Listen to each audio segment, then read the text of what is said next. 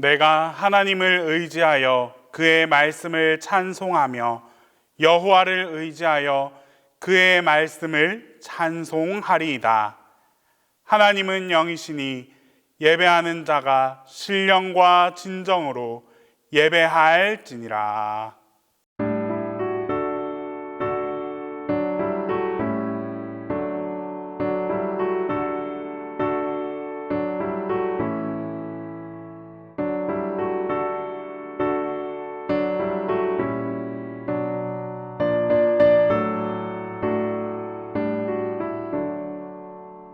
내 모든 시험 무거운 짐을 주 예수 앞에 아뢰이며 근심에 쌓인 날 돌아보사 내 근심 모두 맡으시네.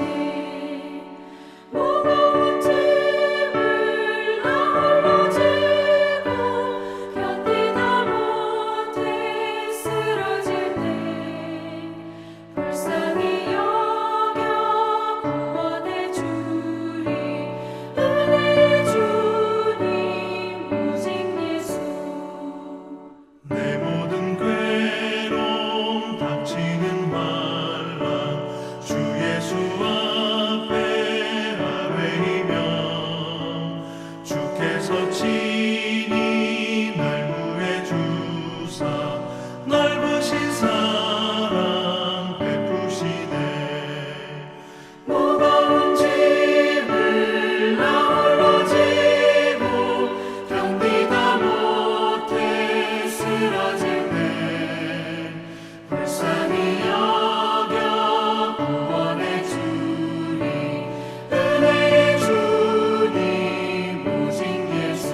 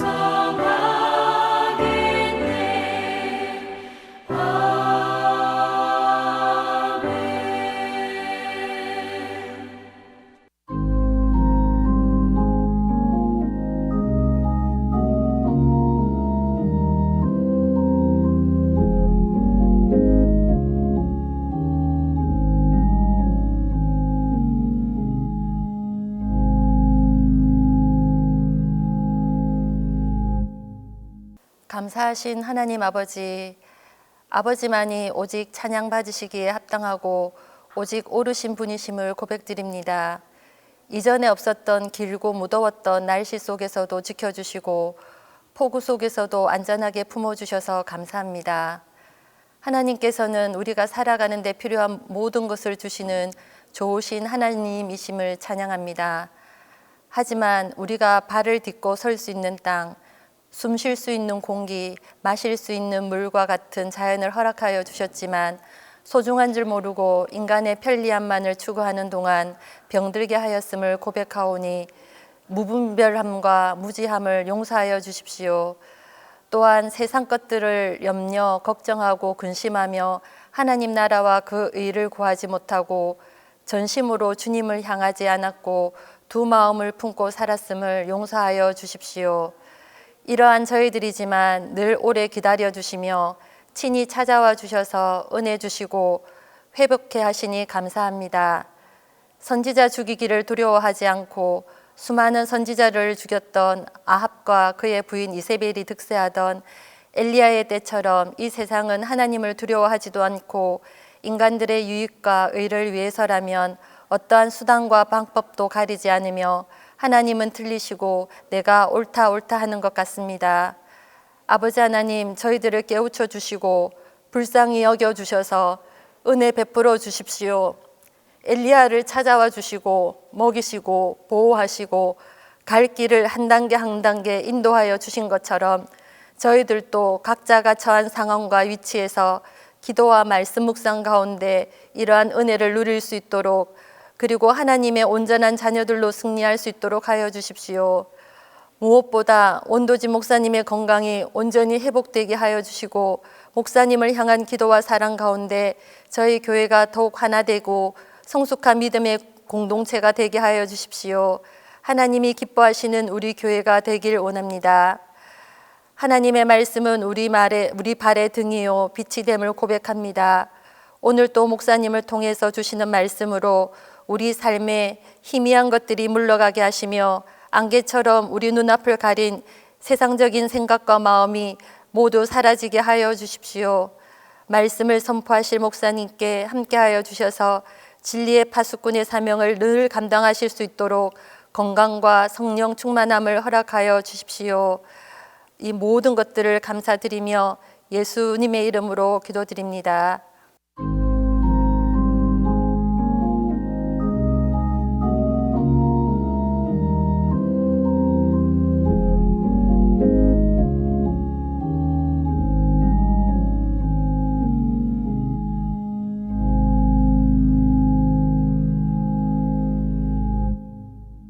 수요 예배에 주시는 하나님 말씀은 열왕기상 17장 2절에서 5절입니다. 구약성경 열왕기상 17장 2절에서 5절입니다. 여호와의 말씀이 엘리야에게 임하여 이르시되 너는 여기서 떠나 동쪽으로 가서 요단 앞 그릿 시냇가에 숨고 그 시냇물을 마시라. 내가 까마귀들에게 명령하여 거기서 너를 먹이게 하리라. 그가 여호와의 말씀과 같이 하여 곧 가서 요단 앞 그릿 시냇가에 머물렀더라.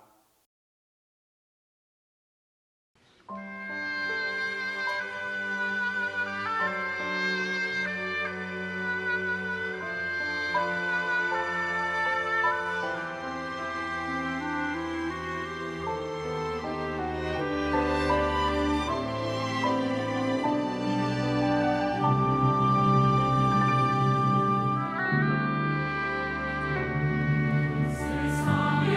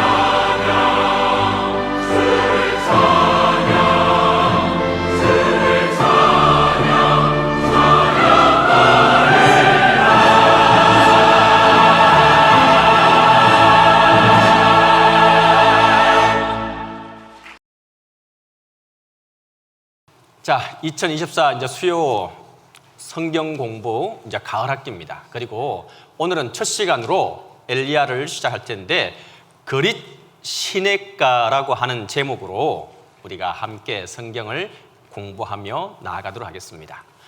자, 먼저 읽어볼게요. 시작.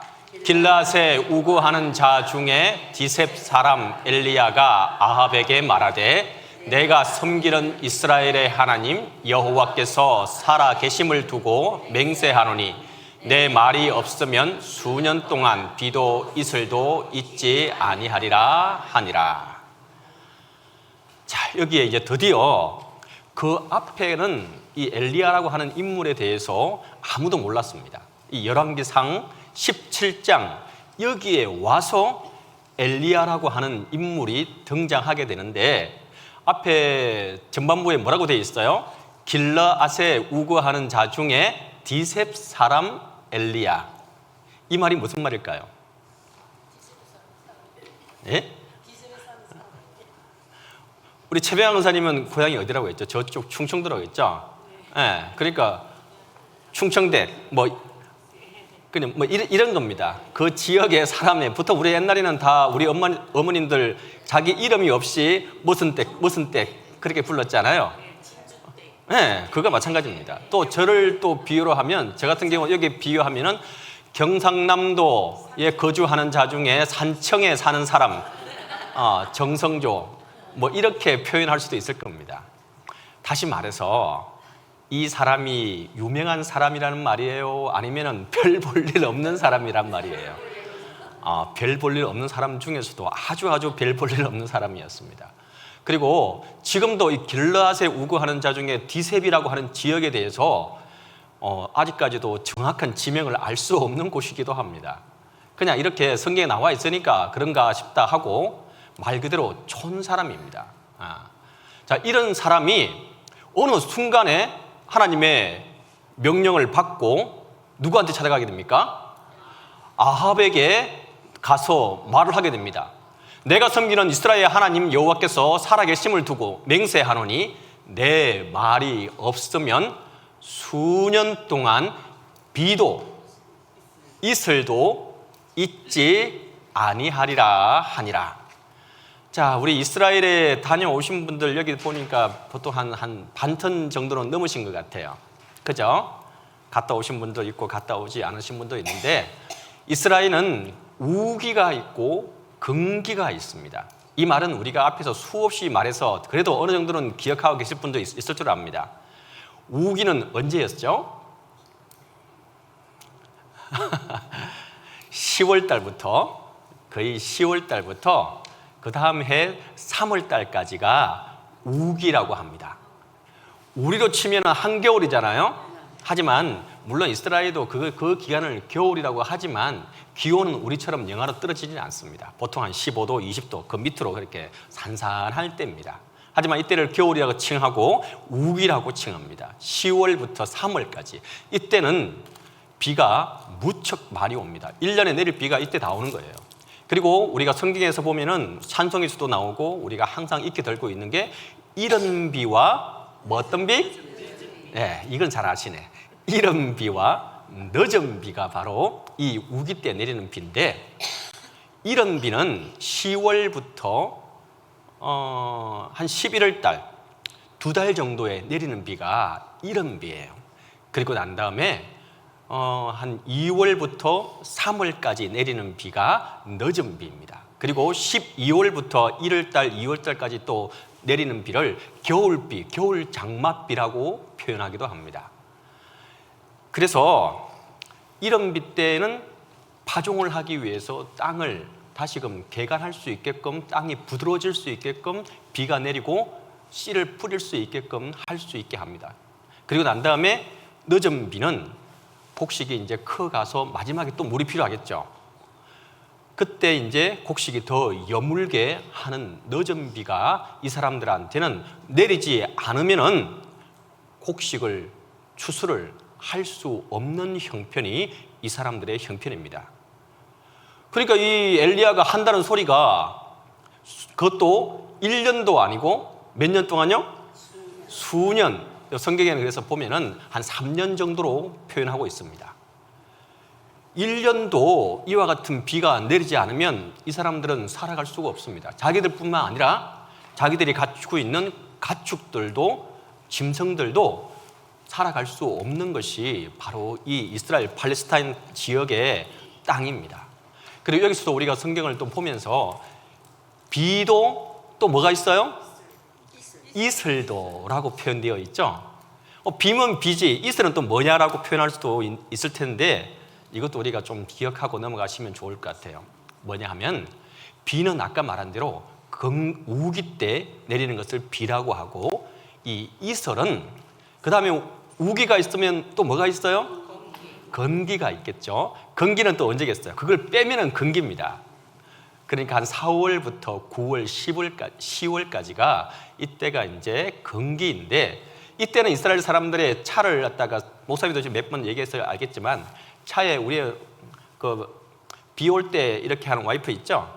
예, 그걸 아예 빼놓습니다. 왜냐하면 사용 가치가 없기 때문에, 사용할 필요가 없기 때문에. 이때는 아예 비가 내리지 않습니다.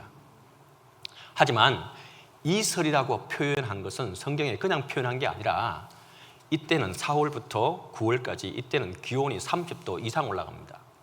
특히 최고로 올라가는 때가 8월 달인데 이때는 35도 정도, 체감 온도는 얼마 정도 되겠습니까? 이건 제가 8월 달에 가봐서 압니다. 45도가 넘어갑니다.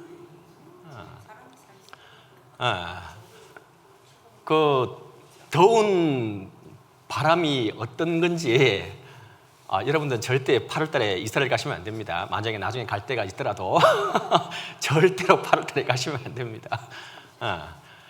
그만큼 한낮에는 40도 이상의 고온으로 올라가고, 그리고 밤에는 또 10도 이하로 뚝 떨어집니다.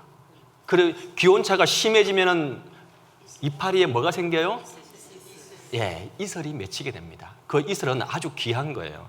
왜냐하면 목축업을 하는 사람들한테는 염소나 아니면은 양은 바로 이 건기 때에 자신의 목을 축일 수 있는 것은 바로 새벽에 일어나서 이 이슬을 먹어야지만이 그 건기를 이겨나고 또 끝까지 갈 수 있는 힘을 얻기 때문에 이 이슬이라고 표현한 것 그냥 넘어갈 게 아니라 아주 중요한 겁니다. 그러니까 건기 때, 우기 때, 이때 모든 것들을 그래도 하나님께서는 살아갈 수 있게끔 허락해 주셨는데, 이 엘리야가 아합에게 찾아가서는 당장 말하기를 수년 동안 비도 이슬도 있지 않을 테니까 너희들 똑바로 하나님 앞에 돌아오지 않으면 큰일 나라고 이와 같이 말을 하게 됩니다.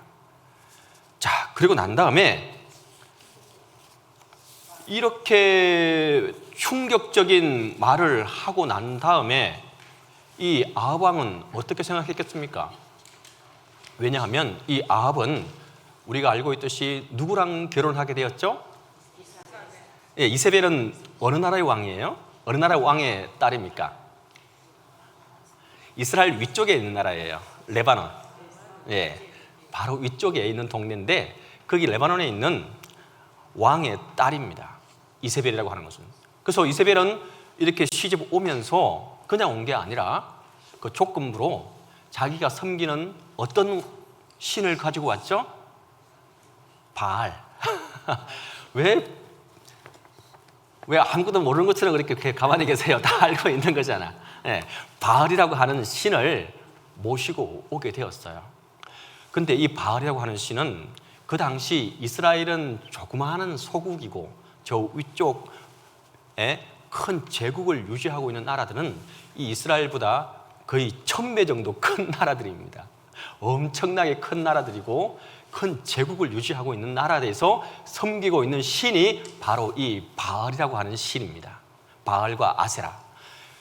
그런 신인데 이 이스라엘에서는만 유독 하나님, 유일실 야훼 하나님만을 섬기고 있었는데, 어쨌든 이 아합이 생각하기는 뭐 그래도 하나님보다는 더 큰 신, 더 위대한 신, 이 바알을 섬기고 또 함께 해 나가면은 더 좋지 않겠냐라고 이 아합 왕은 생각했고 이세벨과 결혼했고 그 왕을 그 신을 같이 데리고 오게 되는 형편이었고, 그런 형편 속에서 엘리야가 이제 수년 동안 비가 내리지 않을 거니까 네가 하나님 앞에 바로 서든가 어떻게 하든가 결단을 하라라고 한마디를 툭 던지고는 지금 있는 상황입니다. 만약 이 엘리야의 말대로 비가 내리지 않는 상황이라면 이 아합 왕의 통치력은 흔들리게 됩니다. 왜냐하면 이 바알을 통해서 비가 내린다고 사람들을 선동하고 그리고 그 정치력과 힘을 유지해 나가고 있는데,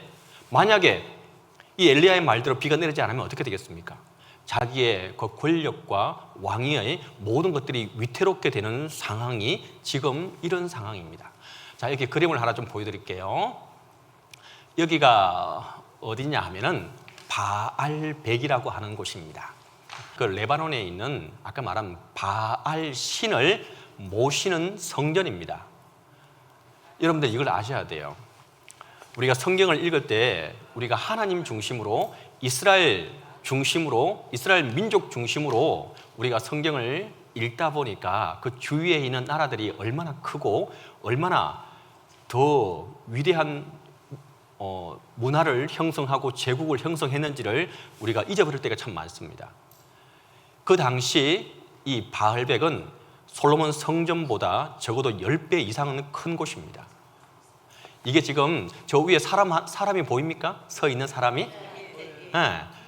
얼마나 작아 보여요. 지금 저거는 그 성전에 한 모퉁이가 지금 남아 있는 거예요. 나머지는 지진 때문에 다 무너진 상태고. 자, 여기도 이건 물론 또 다른 또 그게 바알백에 같이 있는 신전 중에 하나입니다. 자, 여기도 또 가까이 보면은 저 사람들 보이죠? 네. 어마어마하게 큰 신전이 이 바알백이라고 하는 곳입니다. 담임 목사님하고 저하고는 여기 한번 또 갔다 왔더랬어요.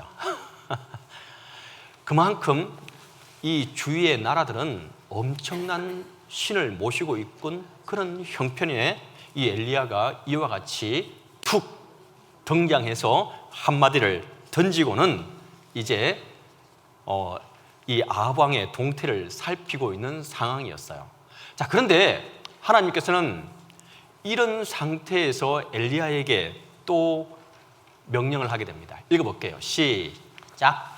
여호와의 말씀이 엘리야에게 임하여 이르시되 너는 여기서 떠나 동쪽으로 가서 요단 앞 그린 시냇가에 숨고. 이게 무슨 말입니까?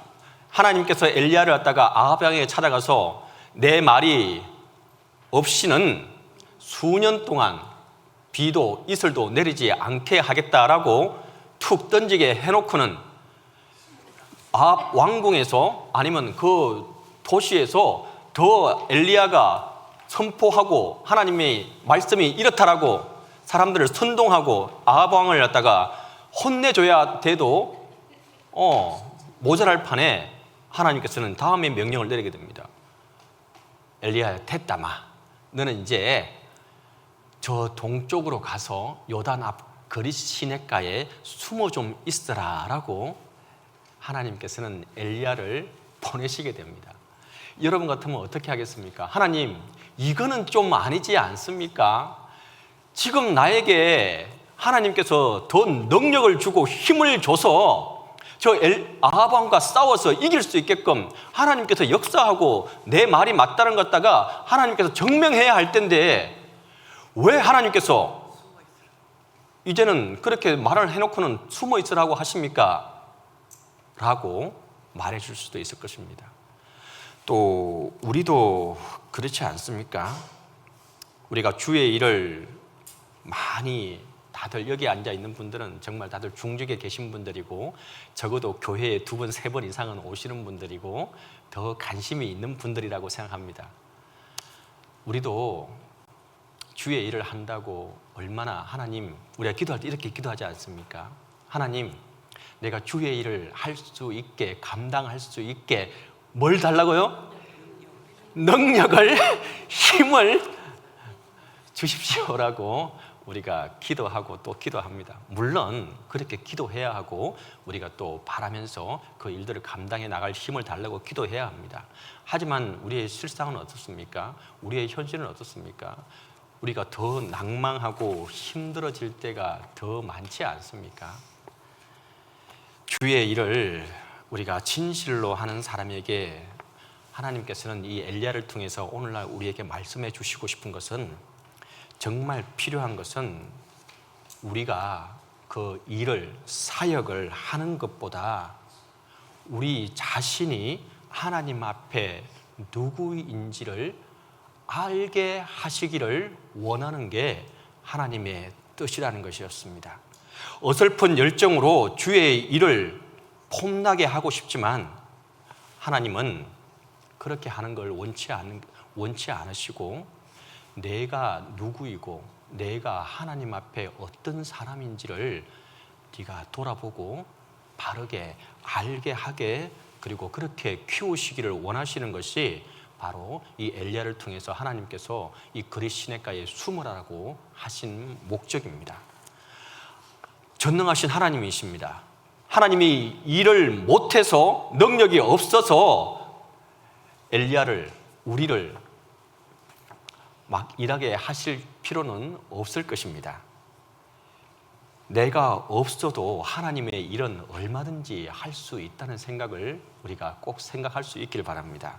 우리의 시도 때도 없이 주의 일을 열심히 하는 것을 목적으로 하고 있는 데 비해서 하나님의 목적은 뭐냐면, 여러분들 한 사람 한 사람의 영혼에 하나님은 관심을 기울이고 있고, 여러분들이 하나님 안에서 바로 서고 하나님과의 깊은 관계를 맺기를 원하시는 것이 바로 하나님이 원하시는 것이라는 사실입니다.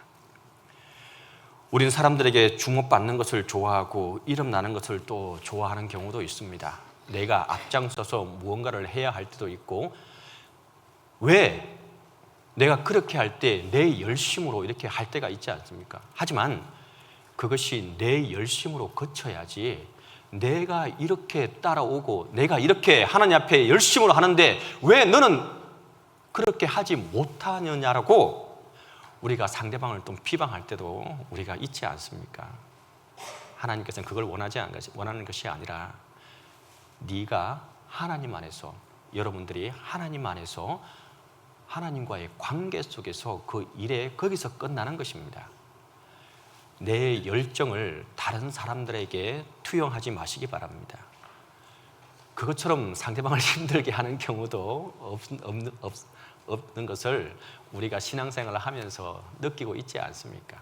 오늘 엘리야를 통해서 하나님께서 말하신 것은, 하나님은 그 일을, 그 열정을 보시고 물론 칭찬하십니다.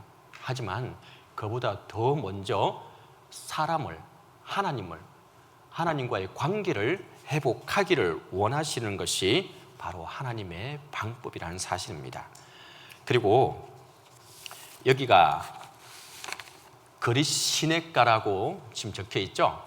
이 성경에 이 그릿 시냇가는, 그릿이라고 하는 말은 잘라내다, 단절시키다라고 하는 뜻이 있는 것이 이 그릿 시냇가입니다. 그리고 하나님께서 이곳으로 보내신 이유는, 다시 말씀드리면 엘리야의 열정과, 그리고 내가 하나님의 선자로서 이 일을 감당해야 되는데 엘리야야, 그게 아니다.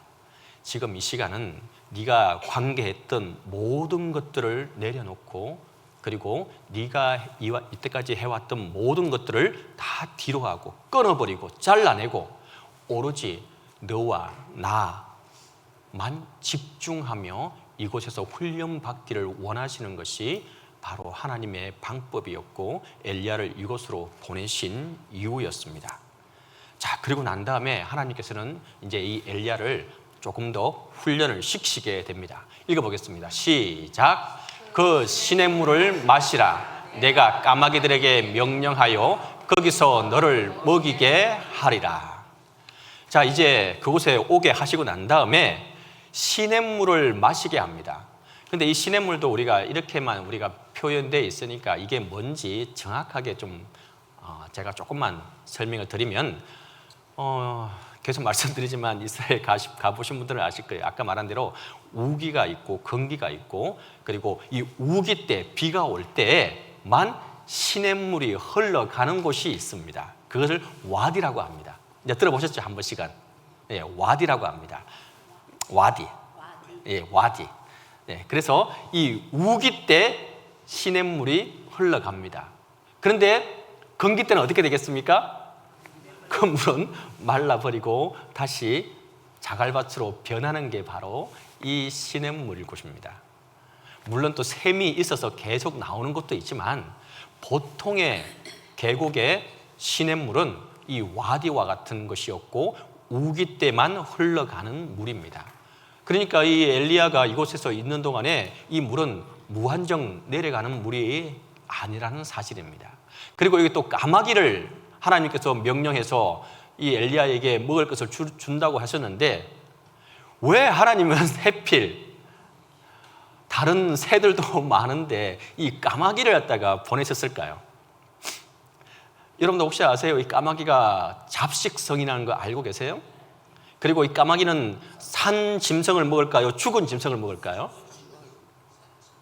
산 것도 먹고 죽은 것도 먹고 다 먹습니다. 특별히 요 길 가다가 우리 도로변에 무슨 사체가 있을 때 제일 먼저 오는 짐승이 뭡니까? 까마귀입니다. 그들은 항상 죽은 시체를 뜯어먹는 새가 바로 이 까마귀입니다. 그러면 다시 말하면 하나님께서 엘리야에게 먹을 것을 주신다고 했는데 누구를 시켜서요? 까마귀를 시켜서 그럼 이 까마귀가 과연 좋은 지금 같은 우리 삼겹살 아니면 툭불 한우를 갖다가 가지고 와서 엘리야에게 줬을까요? 과연 어떤 것을 줬을까요? 과연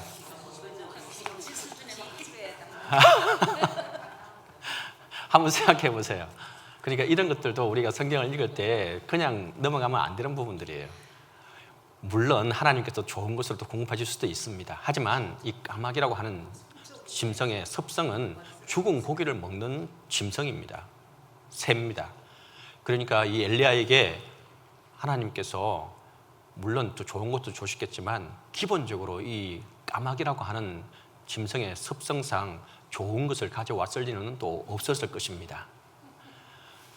어떤 생선인지도 어떤 고기인지도 모르는 걸 엘리야는 이제 먹게 되는 형편입니다.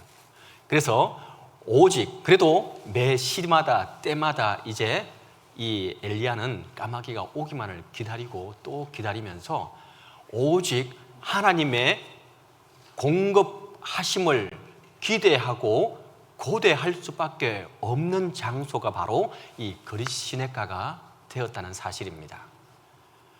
하나님께서 이 까마귀를 시켜서 뭔가 물어주지 않으면 엘리야는 그 무엇도 섭취할 수 없습니다. 그리고 이 당시는 또 엘리야가 말한 대로 수년간 뭐가 들겠죠? 가뭄이 들겠다고 했듯이 이제 비가 내리지 않는 상황입니다. 많은 이스라엘 사람들은 굶어 죽고 그리고 먹을 것이 없어서 힘들어하는 상황 속에서 하지만 그 상황 속에서도 하나님께서는 이 엘리야를 어떻게 해요? 까마귀를 시켜서 이와 같이 음식을 공급해 주시게 되었다는 사실입니다. 만약 하루라도 이것을 없었다면 이 엘리야는 그곳에서 살아갈 수 없는 형편이었습니다. 다시 말씀드리면 엘리야는 전적으로 하나님의 도우심을 구할 수밖에 없었던 장소가 바로 이 그릿 시냇가였다는 사실입니다. 우리 모든 사람들은 자신의 존재 인식보다는 또 한편으로는 우리가 뭔가를 소유했을 때에 자기를 좀 증명하고 또 그곳에서 기쁨을 얻고 또 뭔가 성취감을 느끼려고 하는 것이 우리의 형편입니다. 하지만 이 엘리야의 형편은 어떻습니까? 모든 것을 다 끊어버리고 모든 것을 다 없이 하고 하나님께서 도와주시지 않으면 그 어떤 것도 할 수 없는 그 형편 속에서 자기가 무엇을 소유하고 무엇을 가지기를 원하겠습니까?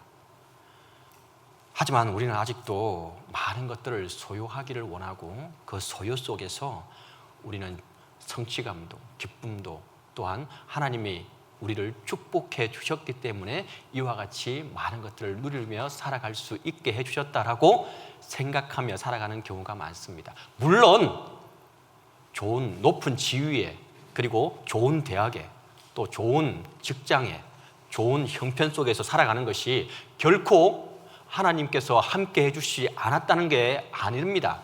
하나님께서 물론 해주셨기 때문에, 하나님께서 도와주셨기 때문에 오늘날 우리가 이와 같이 그런 모든 것들을 누리며 살아갈 수 있는 것입니다. 하지만 중요한 것은, 오늘 이 엘리야를 통해서 말씀하고 있는 것은, 내가 누구인지, 내가 하나님 앞에서 어떤 존재인지를 모르고 이것을 누린다면 그것은 축복이 아니라는 사실입니다.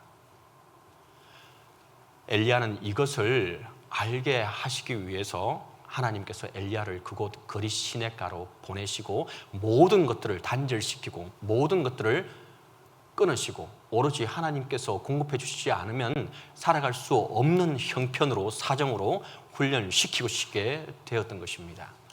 우리도 꼭 기억할 수 있길 바랍니다. 우리의 가진 것들이, 우리의 소유가 하나님 안에서 어떻게 사용되어지고 내가 하나님 앞에서 어떤 존재인지를 바르게 인식하면서 사용하고 또한 그것을 누릴 수 있는 우리 모두가 될 수 있기를 바랍니다.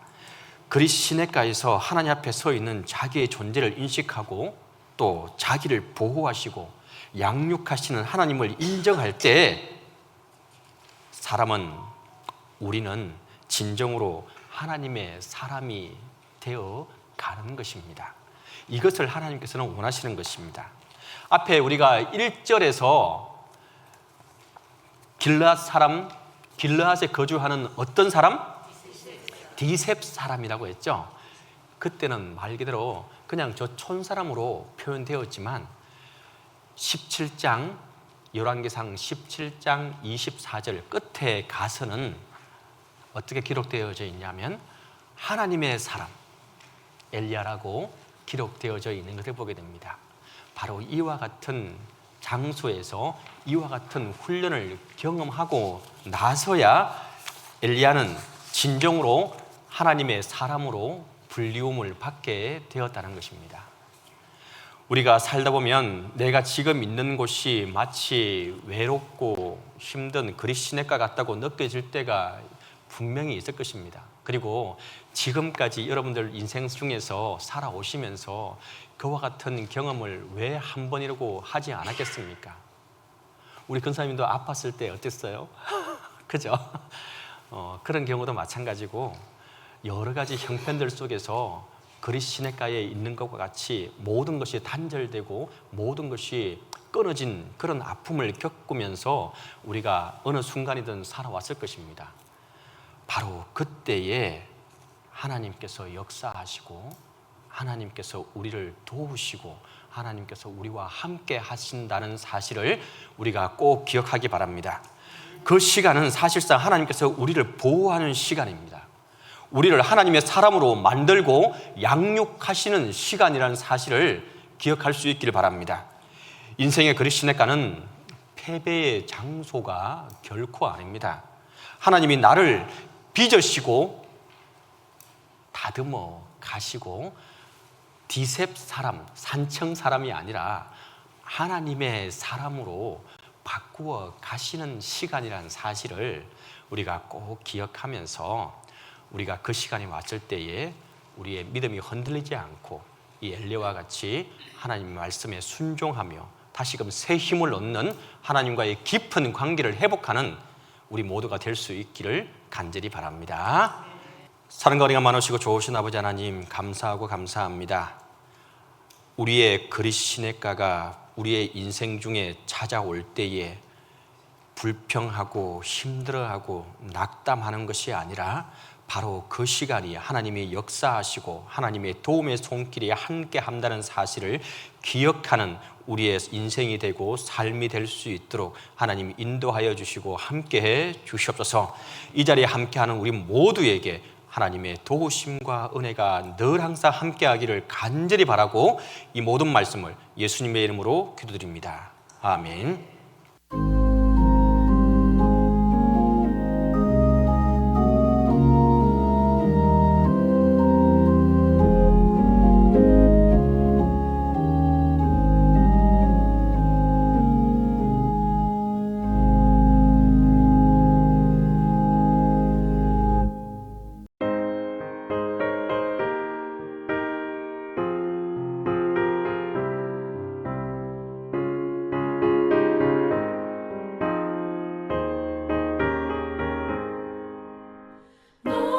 시험을 당해 죄 짓지 말고 너 용기를 다해 꼭 물리치라 너 시험을 이겨 새 힘을 얻고 주 예수를 믿어 늘 승리하라 우리 구주의 힘과 그의 위로를 빌라 주님 내 편에 서서 항상 도우시리 내 친구를 삼가 잘 선택하고 너네를 삼가 늘 조심하라 너 열심을 다해 늘 충성하고 온 정성을 다해 주 봉사하라 우리 구주의 힘과 그의 위로를 빌라 주님 내 편에 서서 항상 도우시리 잘 이기는 자는 상 받으리니 너 낙심치 말고 늘 전진하라 내 구세주 예수 힘 주시리니 주 예수를 믿어 늘 승리하라 우리 구주의 힘과 그의 위로를 빌라 주님 내 편에 서서 항상 도우시리